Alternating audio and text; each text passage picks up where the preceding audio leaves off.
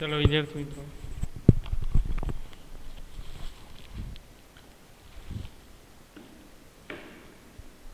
12th સાયન્સમાં chapter number 5 ચુંબકત્વ અને દ્રવ્ય આપણે ડેક્લિનેશનથી સ્ટાર્ટ કરવાનું છે.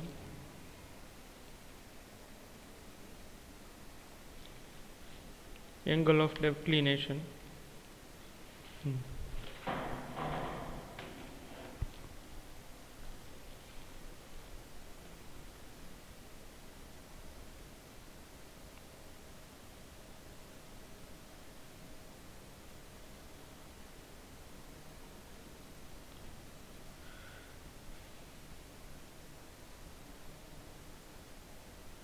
ચાલો,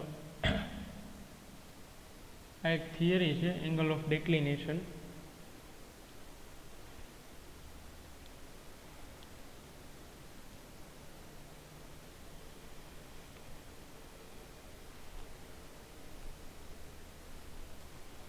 તો આ થિયરી જે છે એની અંદર ઓનલી ડેફિનેશન આપણે ક્લિયર કરવાની છે એંગલ ઓફ ડેક્લિનેશનની, પણ એના માટે થોડું આપણે બેઝિક સમજવું પડશે. એંગલ ઓફ ડેક્લિનેશન માટે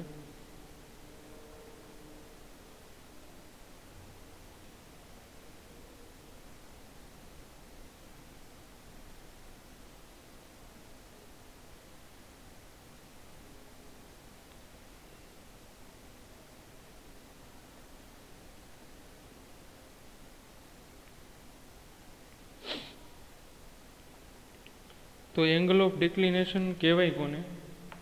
તો જો વિદ્યાર્થી મિત્રો, આ આપણી અર્થ એટલે કે પૃથ્વી છે. હવે જે અહીંયા બે રીતે જે છે ને આપણે બે સમતલ લેવાના છે, બે સમતલ દ્વારા સમજવું પડશે એંગલ ઓફ ડેક્લિનેશન. તો અહીંયા જે ઉપરથી નીચે તરફ આ રીતે હું લાઈન ડ્રો કરું છું, એટલે જે ઉપરનો ભાગ છે એને એન એટલે કે ઉત્તર ધ્રુવ તરીકે આપણે લઈએ છીએ. અહીંયા એસ એટલે દક્ષિણ ધ્રુવ. તો અહીંયા આ છે એક ભૌગોલિક સમતલ છે, ઉત્તરથી દક્ષિણ તરફ સીધી લાઈન કે પૃથ્વી છે. તો એને એક્ઝેક્ટલી વચ્ચે સેન્ટરમાંથી જે લાઈન પાસ થાય છે એ એનો ઉપરનો પોઈન્ટ છે એ ઉત્તર ધ્રુવ તરીકે વર્તે છે, અને નીચેનો ધ્રુવ છે એ દક્ષિણ ધ્રુવ તરીકે વર્તે છે.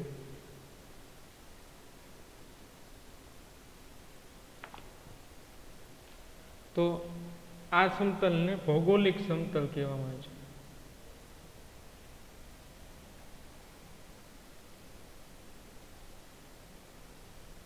ભૌગોલિક સમતલ, ભૌગોલિક પ્લેન એટલે કે જીઓમેગ્નેટિક મેરેડિયન કહેવામાં આવે છે. જીઓમેગ્નેટિક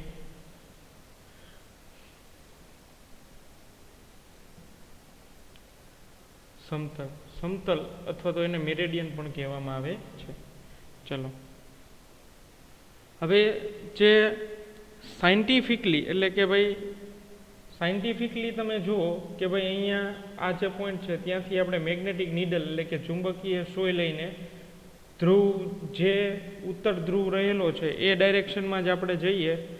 જે સોય જે આપણને ઇન્ડિકેટ કરે છે કે ઉત્તર ધ્રુવ, પૃથ્વીનો ઉત્તર ધ્રુવ છે, પૃથ્વી પોતે ચુંબક તરીકે વર્તે છે, અને એ ચુંબકનો ઉત્તર ધ્રુવ કઈ બાજુ છે એ તરફ જો આપણે ગતિ કરીને ચાલીએ તો મેગ્નેટિક નીડલ એટલે કે મેગ્નેટિક કંપાસ દ્વારા કંઈક અલગ રિઝલ્ટ મળે છે.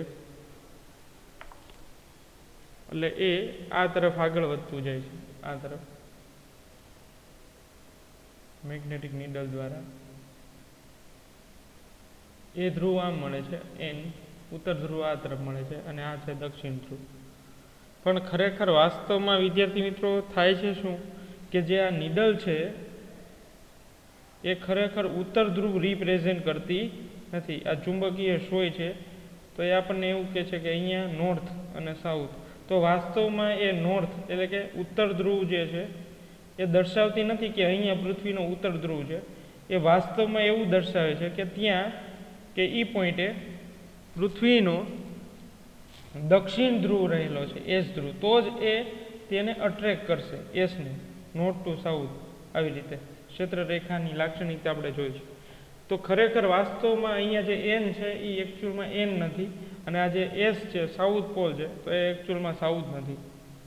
તો જે મેગ્નેટિક નિડલ દ્વારા રિપ્રેઝન્ટ થાય છે કે આ ડાયરેક્શનમાં ઉત્તર ધ્રુવ રહેલો છે, તો એ ખરેખર વાસ્તવમાં ઉત્તર ધ્રુવ નથી, એ છે દક્ષિણ ધ્રુવ. એટલે અહીંયા જે છે એ એન કાઢીને આપણે એસ લખી નાખીએ સાઉથ પોલ. અને અહીંયા એવી જ રીતે આ જે સાઉથ પોલ છે એ એકચ્યુઅલમાં ખરેખર વાસ્તવમાં કયા ધ્રુવ તરીકે, નોર્થ ધ્રુવ તરીકે, ઉત્તર ધ્રુવ તરીકે વર્તે છે. ચાલો સમજાય. તો આ જે છે એ ચુંબકીય સમતલ થયું, મેગ્નેટિક મેરેડિયન એન થી એસ, જે આ બીજી મેં લાઈન ડ્રો કરેલી છે એનું એક પ્લેન બને છે, એ ચુંબકીય સમતલ, ચુંબકીય સમતલ, ચુંબકીય સમતલ બન્યું છે. અને ઓલું ઉપર જે છે પેલી સીધી લાઈન જે છે એ ભૌગોલિક જીઓમેગ્નેટિક મેરેડિયન બનેલું છે. એટલે આ મેગ્નેટિક સમતલ, મેગ્નેટિક પ્લેન.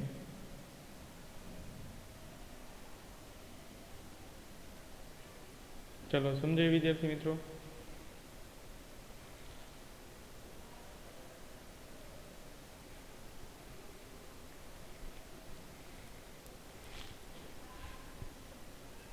હવે એંગલ ઓફ ડેક્લિનેશન, એંગલ ઓફ ડેક્લિનેશન એટલે ડેક્લિનેશનની વ્યાખ્યા જોઈએ.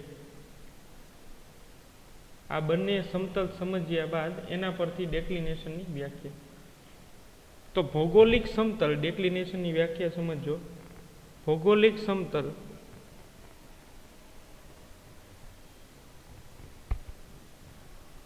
તથા ભૌગોલિક સમતલ તથા ચુંબકીય સમતલ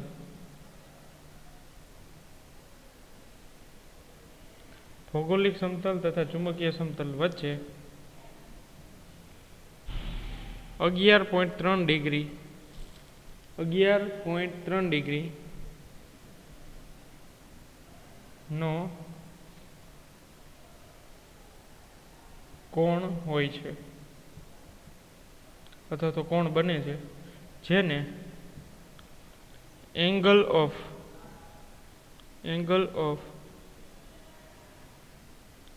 ડેક્લિનેશન કહે છે.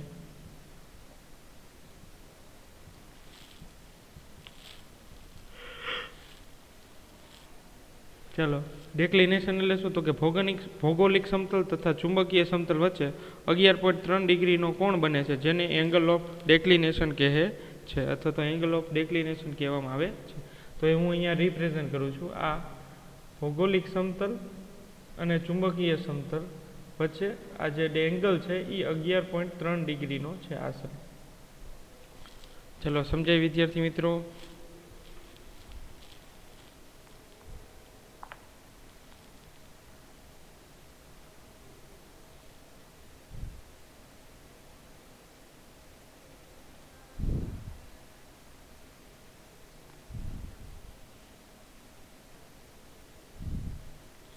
ચલો તો ડેફિનેશન ક્લિયર કરો એંગલ ઓફ ડેક્લિનેશનની.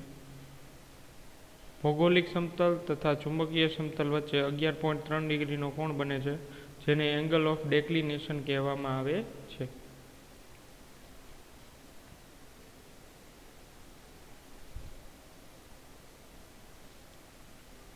ચલો હવે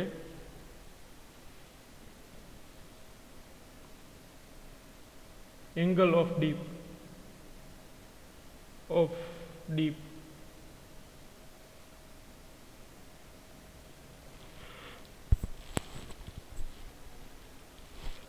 હવે એંગલ ઓફ ડીપ એની પણ ડેફિનેશન જોવાની છે. એંગલ ઓફ ડીપને નમન કોણ પણ કહેવામાં આવે છે. નમન કોણ, એંગલ ઓફ ડીપને નમન કોણ પણ કહેવામાં આવે છે. તો એંગલ ઓફ ડીપને વિદ્યાર્થી મિત્રો નમન કોણથી પણ વ્યાખ્યાયિત કરી શકાય છે.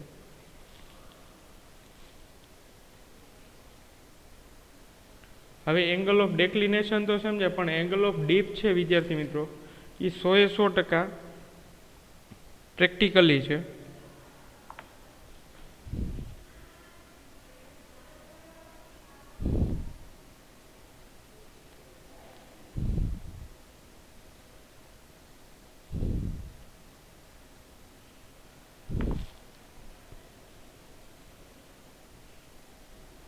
તો જોઈએ એંગલ ઓફ ડીપ નમન કોણ, તો આ અર્થ નું આ એન એસ એટલે ભૌગોલિક સમતલ અને આ એન એસ આવી રીતે, તો આ ચુંબકીય સમતલ.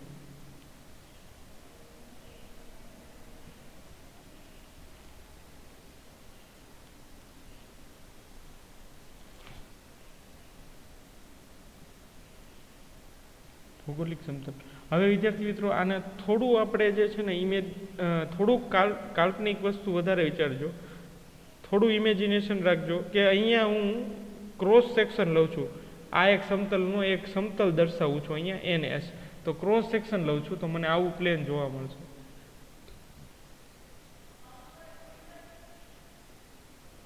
આ એન અને એસ, તો આ જે સમતલ બને છે એન એસ, તો એ ભૌગોલિકનું સમતલ છે, ભૌગોલિક ધ્રુવ.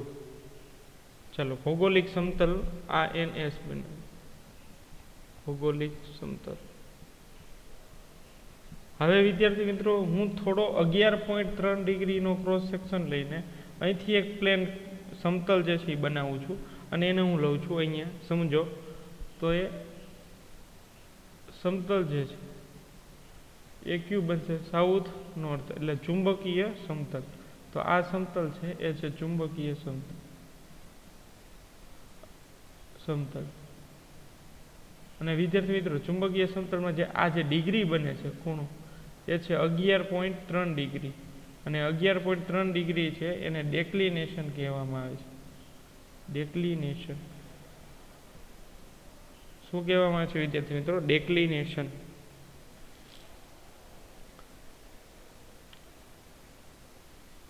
ચાલો વિદ્યાર્થી મિત્રો સમજો, આખું 3D છે, થોડું ઇમેજિનેશન તમારે રાખવાનું છે અહીંયા.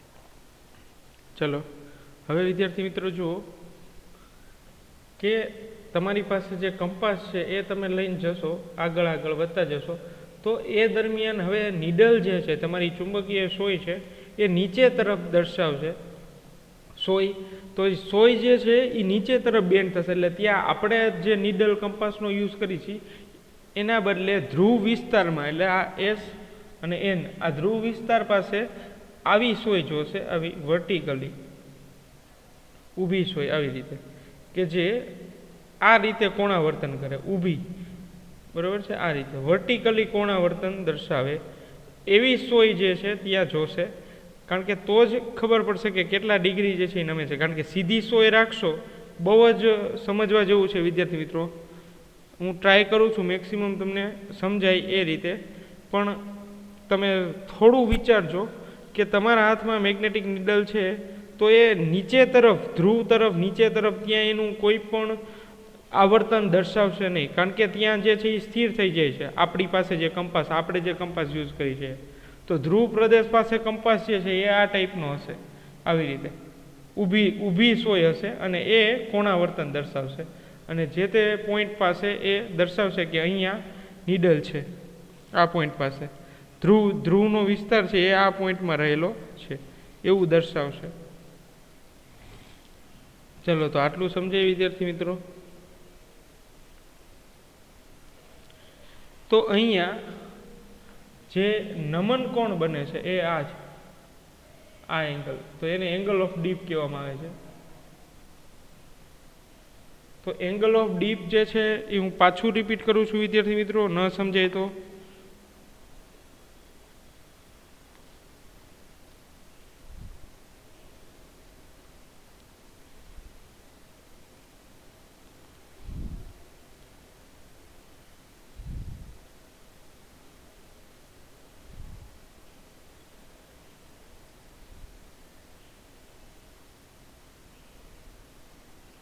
ચલો જે પાછું રિપીટ કરું છું, ચુંબકીય સમતલ અને ભૌગોલિક સમતલ વચ્ચે જે 11.3 ડિગ્રીનો એંગલ રહેલો છે એ દરમિયાન ધ્રુવ પાસેના વિસ્તારમાં આ કોઈ પણ આ બિંદુ પાસે એ જે સોય છે એ થોડી નમેલી દર્શાવે છે, થોડો એંગલ બનાવે છે, તો એને આપણે જે છે એ શું કહેશું? Angle of deep. સમજો.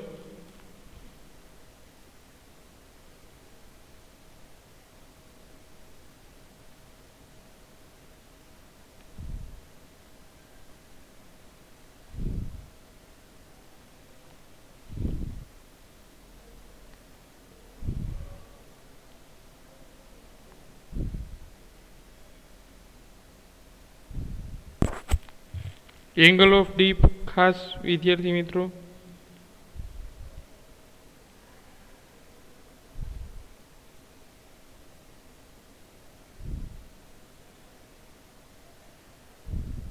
હવે એની હું ડેફિનેશન લખું છું, એ ડેફિનેશન તમારે ખાસ યાદ રાખવાની છે.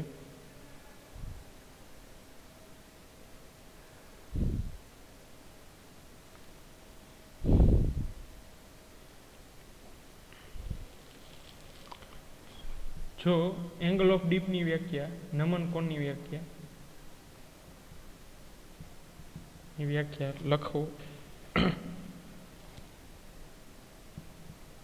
જો ચુંબકીય સોય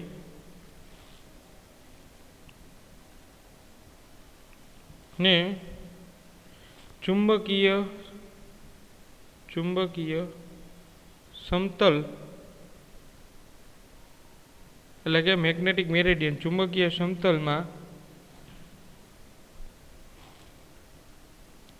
સમક્ષિતિજ અક્ષ પર એવી રીતે સંતુલિત કરી હોય કે તે ચુંબકીય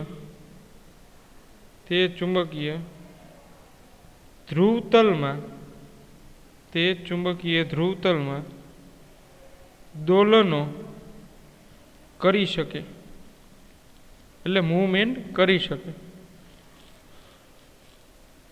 આ સોય સમક્ષિતિજ સાથે એક ખૂણો બનાવે છે.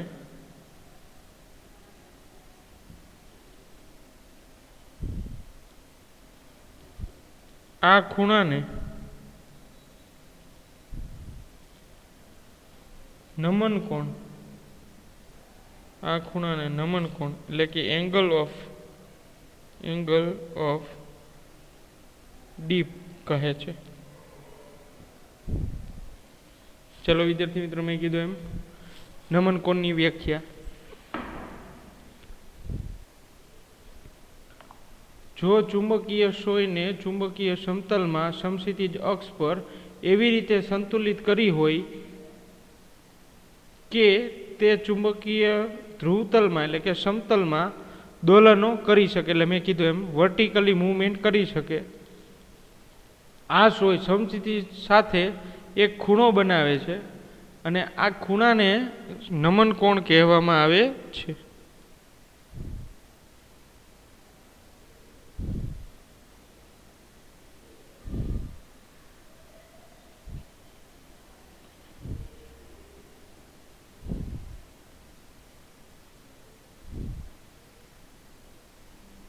ચલો સમજીએ વિદ્યાર્થી મિત્રો. એક ટેક્સ્ટબુકની આકૃતિ છે એ પણ આપણે ડ્રો કરીએ એટલે તમને થોડું વધારે આઈડિયા આવે. આ અર્થ, આ એનો ભૌગોલિક ઉત્તર, અને આ જે છે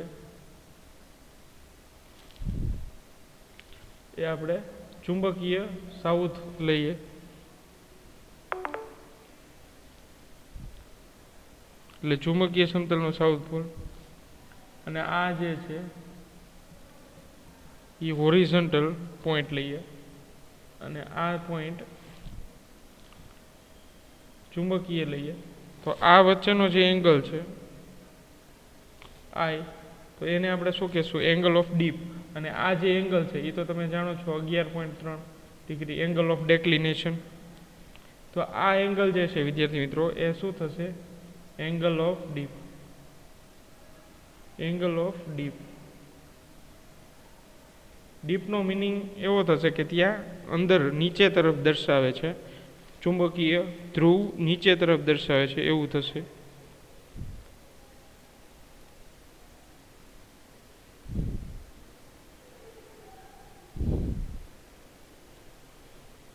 એટલે ચુંબકીયના બે ઘટક દર્શાવે છે, ઉધ્વ ઘટક અને સમક્ષિતિજ ઘટક. તો આ સમક્ષિતિજ ઘટક છે, એથી સમક્ષિતિજ ઘટક એટલે કે હોરિઝોન્ટલ એંગલ. અને જે નીચે તરફ એંગલ દર્શાવેલ છે એ સમક્ષિતિજ છે, અને આ છે વર્ટિકલ છે. વર્ટિકલને આપણે શું કહેશું વિદ્યાર્થી મિત્રો? ઉધ્વ ઘટક. ઉધ્વ ઘટક કહીશું, વર્ટિકલ કોણ. ચલો સમજાય વિદ્યાર્થી મિત્રો? તો ઈ બીઈ અને HE એટલે અર્થના બે ઘટકો છે પૃથ્વીના ચુંબકત્વના, અને એ વચ્ચેનો જે એંગલ આઈ બને છે તો એ આઈને આપણે શું કહીશું? એંગલ ઓફ ડીપ એટલે કે નમન કોણ. એટલે ઉત્તર ગોળાર્ધમાં નમન કોણ છે એ થોડો નમેલો છે એન ધ્રુવ તરફ, તેવી જ રીતે દક્ષિણ ધ્રુવ છે એ પણ થોડો નમેલો ઢળતો હોય એવું દર્શાવાય છે. એટલે એ આવી રીતે કે એન અને એસ થોડો નમેલો છે ધ્રુવ કરતાં, આ ધ્રુવ કરતાં. એટલે આ જે છે એ ખરેખર સાઉથ છે અને આ એકચ્યુઅલમાં નોર્થ છે. ચલો સમજાય વિદ્યાર્થી મિત્રો?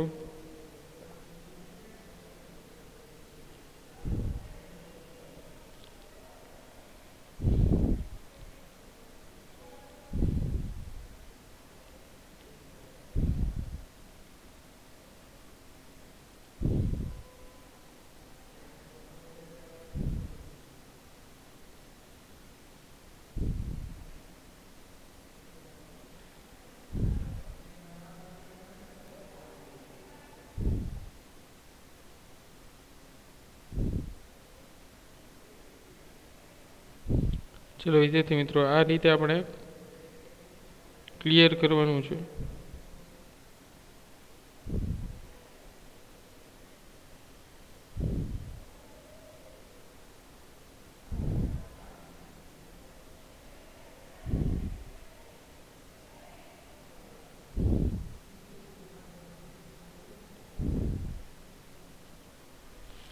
હવે વિદ્યાર્થી મિત્રો, નેક્સ્ટ લેક્ચરથી આપણે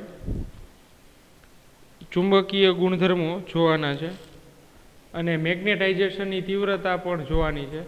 મેગ્નેટિક તીવ્રતા અને મેગ્નેટાઇઝેશન સમજવાનું છે, ચુંબકીય ગુણધર્મો પણ જોવાના છે. તો નેક્સ્ટ લેક્ચરથી આપણે એ બંને ટોપિક તરફ આગળ વધશું. પછી બહુ ઝાઝો પોઈન્ટ નથી, આ ચેપ્ટર એકદમ શોર્ટ છે.